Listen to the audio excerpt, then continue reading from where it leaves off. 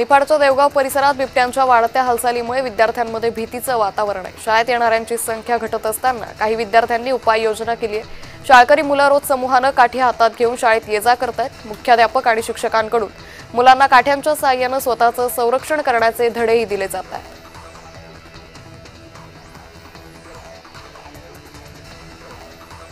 पैठणच्या ढाकेफळ शिवारात बिबट्याचा वावर असूनही वन विभागाचे अधिकारी सुस्त असल्याचं चित्र आहे। 8 आणि 9 नोव्हेंबरला धुमाकूळ घालणारा बिबट्या दिसला नाही असा दावा करत वन अधिकारी रिकाम्या हाताने परतले होते। मात्र बुधवारी पुन्हा बिबट्या दिसलाय।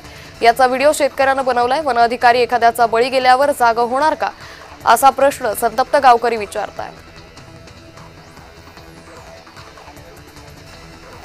साताऱ्यातील पुणे-बंगळुरू राष्ट्रीय महामार्गावरील पुलावर ट्रॅक्टरला ट्रकनं धडक दिली।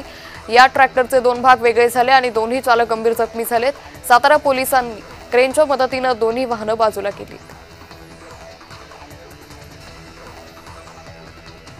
छत्रपती संभाजीनगरमध्ये ट्रॅव्हल्स बसच्या डिक्कीचा उघडा दरवाजा रिक्षात शिरला। यात दोघींचा गळा कापल्यानं मृत्यू झालाय। पंचवटी चौकात हा अपघात झाला असून रिक्षातील सर्व मैत्रिणी मध्य प्रदेशातून देवदर्शन करून परतत होत्या। हिंगोलीत गेल्या काही दिवसांपासून दाट धुकं पसरलंय। यामुळे पिकांवर विपरीत परिणाम होतोय। तूर पिकांवर बुरशीजन्य रोगांचा प्रादुर्भाव झालाय। यामुळे शेतकरी चिंतेत आहे।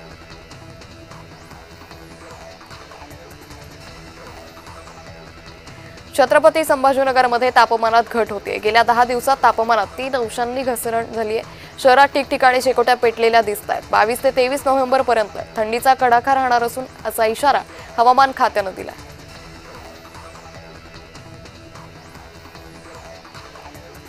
मालेगावच्या डोंगराळी भागात 3 वर्षाच्या चिमुकलीवर अत्याचार करून तिची निर्घृणपणे हत्या करण्यात आली होती। यावर चिमुकलीला न्याय मिळावा म्हणून कॅन्डल मार्च काढण्यात आला। आरोपीला फाशीची शिक्षा व्हावी अशी मागणी यावेळी करण्यात आली। भंडाऱ्याच्या लाखनीत बिबट्याचा वावर पाहायला मिळतोय। बिबट्यानं केलेल्या हल्ल्यात गायीचा मृत्यू झाला। वन विभागानं नागरिकांना सतर्क राहण्याच्या सूचना दिल्यात।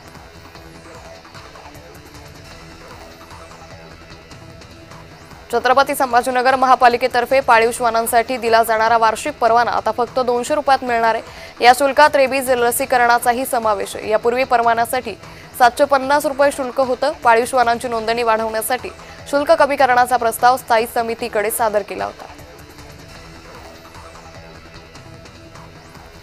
गोंदियाच्या डांगोर्लीत 20 दिवसांच्या बालकाच्या अपहरणाची तक्रार आईनं दिली होती। चौकशी दरम्यान क्रूर आईनंच बाळाला वैनगंगा नदीत फेकून दिल्याची कबुली दिली आहे। नोकरी करायची असल्यानं बाळ नको होतं, त्यामुळे हे टोकाचं पाऊल उचलल्याचं तिनं सांगितलंय।